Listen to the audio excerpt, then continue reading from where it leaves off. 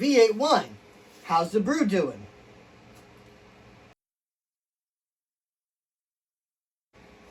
The V8 wine project. How's it coming along? So, it's been about 2.5 weeks since we started this, and as you might know from the other video, if you haven't seen the other video yet, you should go check it out so you can get up to speed to where we are now.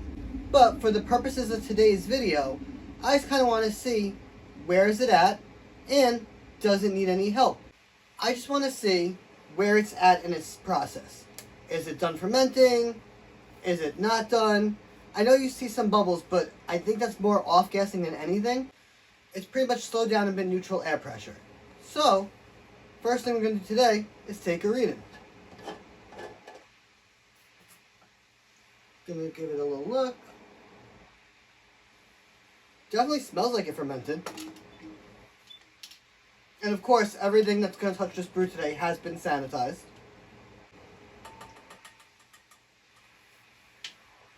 Alright, we are at a 1.000, so this thing fermented dry.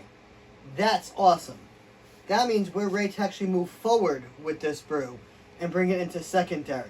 That excites me. I was worried about this one. I did not think it was going to ferment through.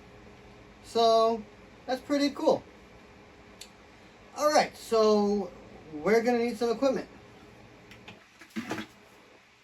We're going to need a pitcher, our auto siphon, and to make it easier, we got a bucket. Alright.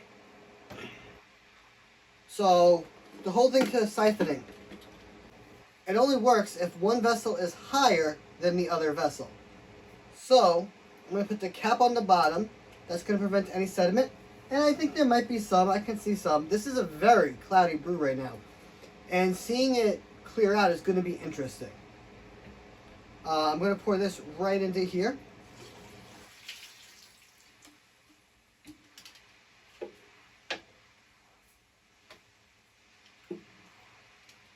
We're going to put one into the tube, all the way into the bottom. We're going to put this about halfway through down in there. Give it a couple of good... Alright. So, I'm looking at the lees on the bottom, and it compacted very nicely. And I was trying to think of what yeast we used when I first started. I think I used 71B, which would make sense. It usually flocculates very nicely.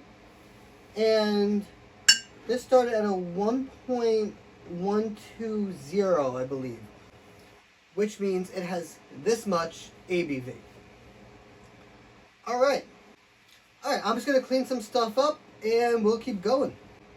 So, while it is awesome that it did ferment down completely, I do want to treat this like any other mead or wine I would make, which means I'm going to have to try this.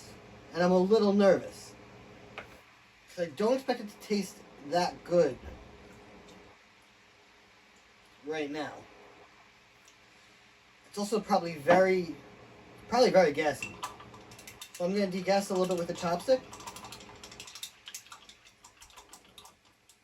And the reason being is I want to get a fair idea of what this tastes like right now and what it might need.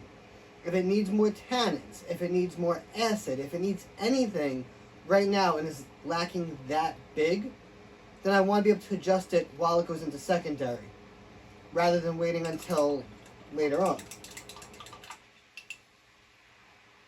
I'm going to let that sit for... Actually, you know, it doesn't smell bad.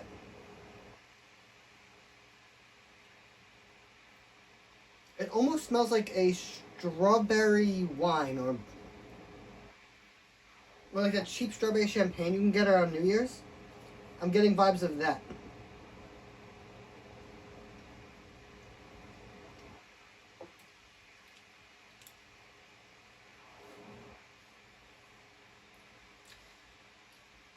It tastes a little bit like cough syrup, but it doesn't taste bad. And that's good. That means we can work with it. Although the strawberry is really coming out in it right now. Like, if somebody told me they swapped out this brew with a strawberry wine, I might believe them right now. But I don't actually think that's a thing. So we're now going to rack it into a sanitized carboy. This time you can leave the cap off because I want every drop to get into this carboy possible.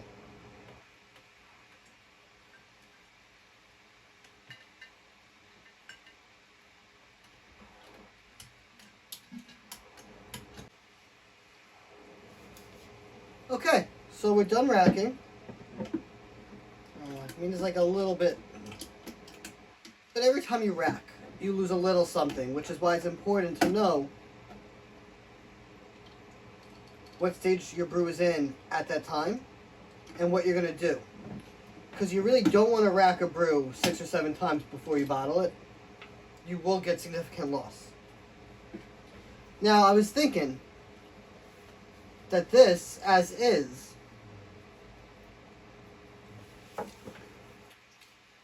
with a little sweetness and like a citrus pop, would probably be quite lovely. However, I don't know what flavors are going to start to come out while it's aging in secondary. And it might be in secondary for another 2 weeks to maybe a month. I'm going to let this go for a little while. I want to see if it starts to clear out naturally. If not, I have some tricks that will get it to clear quicker. I'm also not rushing this one right now because I don't want it to be a biased result of this doesn't come out good, but it doesn't come out good because I rushed it. That's important. We're now going to put our lid back on. And it helps if you get the treads right.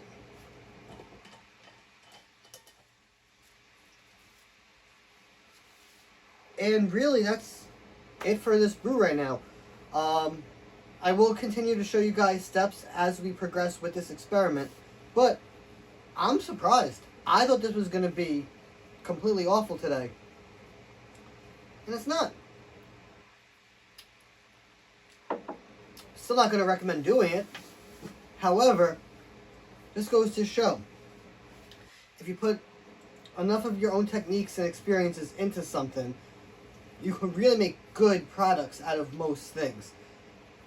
There's caveats and there's exceptions, obviously. But it's a good start, and it's promising now. And that makes me happy. So here we are. We made a wine out of VH Berry Splash.